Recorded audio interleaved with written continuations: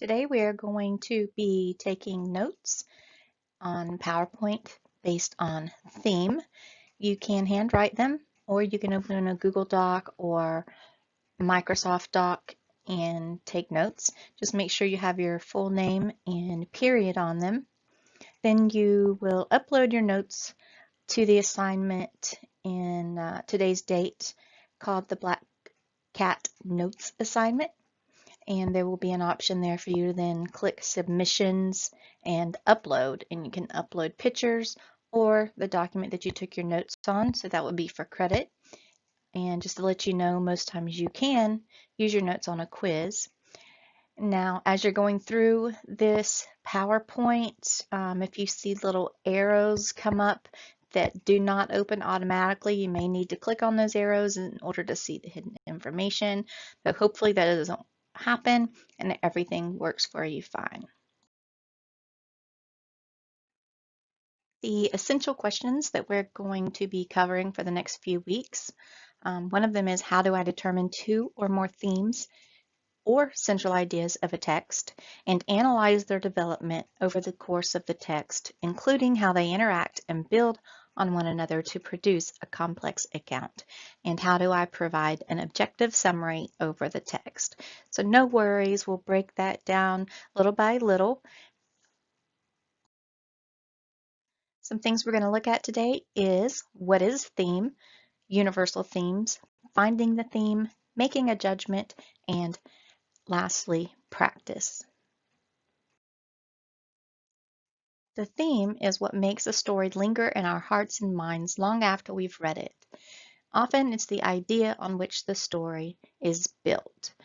So it's that thing that makes you think about after you've watched something or read something, and it sticks with you. What did I learn? What did the characters learn? And does this only apply to this show or this book, or could it apply to all of human behavior? If your answer is that yes, the lesson or the central idea could apply to all human behavior, then you found a theme. The theme, also known as the central idea or insight about life or human behavior that a story reveals, are examples. A couple of them are here that maybe we've read something, and after we walk away from it, we think that the character may have learned that living a simple life leads to greater personal freedom. And we ask ourselves, is that something that could apply to human behavior? And it could. And also another one, maybe from the same story, would be, the deepest loneliness is sometimes felt when we're among friends. And maybe you've felt that way yourself, so you know that it can apply to all human behavior. Note that both of these themes are very open-ended. They do not mention characters' names or details in the story. It's simply the insight or the idea about life that applies to human behavior that is revealed in the story. Now, in most stories, the theme is not directly stated, meaning it is not explicit. If you remember last week, we talked about implicit and explicit meaning it is stated in the story. So instead, we have to make inferences based on implicit and explicit details. And it's revealed to us through characters' experiences, settings, different things about the story that we learn as we read. Some things have universal themes. They come up again and again in literature. They deal with the most basic human concerns, things that all enter our mind, like good and evil, life and death, and love and loss. They also shine a light on our own common experiences, things that we have in common as humans. And they can help guide us through our lives, teach us lessons that we can take on with us. Here's a quick check on universal themes. On the left, you have some stories, maybe from your childhood. Some of them you may be familiar with. There's the Little Red Hen, Beauty and the Beast, the Three Little Pigs, The Ugly Duckling, The Frog Prince.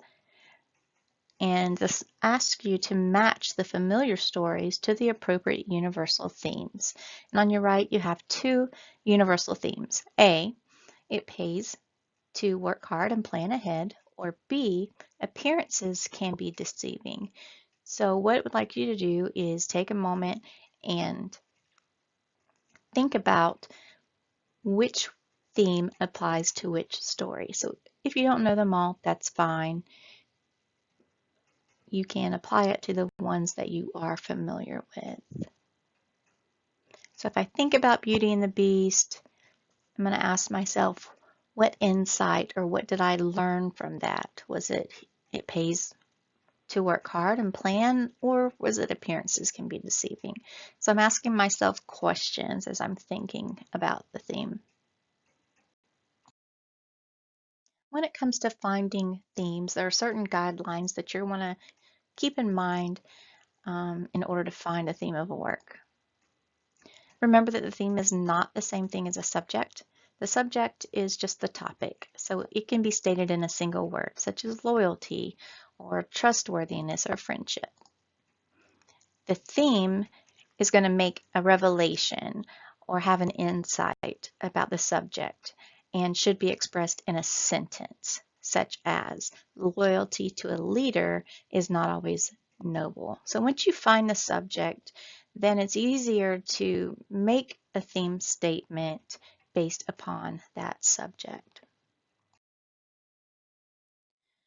When trying to find the theme, writers often express theme through what their characters learn.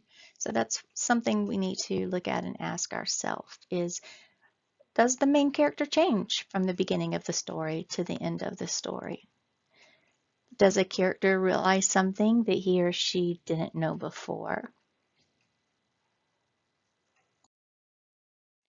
Another way to help you find the theme of the story is through conflict. Now, conflict helps to reveal theme because conflict is a struggle between opposing forces, and it's a conflict is something that the main character usually faces. So it could be another person, it could be something they're struggling with themselves, it could be between themselves and society, but it is a struggle, and that can help you reveal the theme. So you're also going to want to ask yourself, well, how is this conflict resolved? And how it's resolved will tell you a lot about the characters. So here is an example, a very short example. Two friends find a wallet. One friend wants to return it to the owner, and the other wants to keep it. So that's a conflict. For a resolution, they decide that they will return the wallet and share a small reward. So we can take from that, we can gather insight, read between the lines, that people are often rewarded for making the right moral decision. So I want you to notice that we didn't mention two friends, we didn't mention a wallet or anything like that. We have to make sure that our statement of theme is broad enough that could apply to any person in any situation, and it does not include things like character names or setting. Another thing that helps you find the themes is that sometimes the title will actually give you a clue. Ask yourself, does the title have a special meaning? Could it possibly point to the theme? And then note that the theme will also apply to the entire work, meaning you can test your statement of the theme. And if you think that you know what it is, then test it by saying, does it apply to the whole work or just parts of it? So in a nutshell, there really is no single way to state the theme. Some people may express the same thing in different words. It's just like when you're writing an essay, even if you're writing about the same text that you read, you're going to say it differently than someone else. So there can be different opinions about what the main theme is, because many times there are more than one. Because meaningful literary works have more than one theme. There's more than one thing that we can take away from it, or that maybe the characters in the story learned throughout the text. Now here's another quick check about finding themes. And it's going to ask us what the conflict is, how it was resolved, and then what do the characters learn. So I'll read through this with you, and then on your notes, go ahead and write down what you think, and we'll discuss it. The short story states, because of a feud over a piece of land, Ulrich and George are bitter enemies. One night, they encounter each other on disputed land. Each thinks of killing the other. Suddenly, a huge tree falls and pins them both under its weight. At first, the men threaten each other. After a while, however, they notice each other's suffering, make a pact of friendship, and look forward to being rescued and living in peace. Then they are attacked by wolves. So ask yourself also, what is the theme? And then state that in a sentence. So add those things to your notes.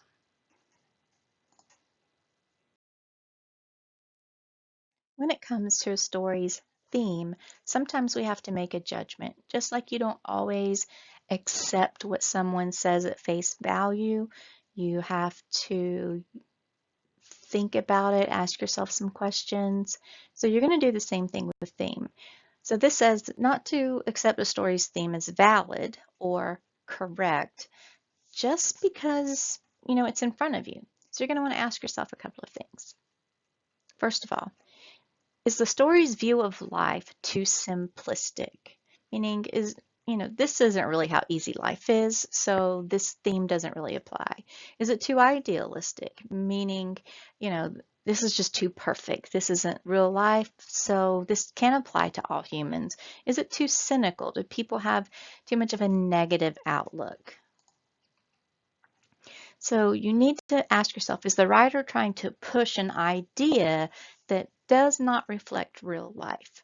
So if the idea that you're getting from the characters, from the author, is not reflect what real life is like, then you have to make a judgment and say, there is a theme in this story, but it's not valid, meaning it doesn't apply to real life due to whichever circumstance it is. Okay, so you're going to want to number your notes under making a judgment 1, 2, and 3. I'm not going to ask you to write out all 3 of these statements, but on the left are some quick check statements, and then you're going to have to decide, are these valid thematic statements or not? Do they apply, and explain your choices? Okay, and I'm going to ask that you write in complete sentences, capitalization, punctuation, all that matters when it comes to a grade. So the first statement says, true love solves all of life's problems. So in your notes, you can simply, number 1, it's valid and explain why, or it's not valid and explain why. And you'll do that with the next 2. So the next one says, people who have a lot of money or power are sometimes greedy for more. And then the last one says, people who do good deeds will be happy and will not suffer. So you can pause and write those down.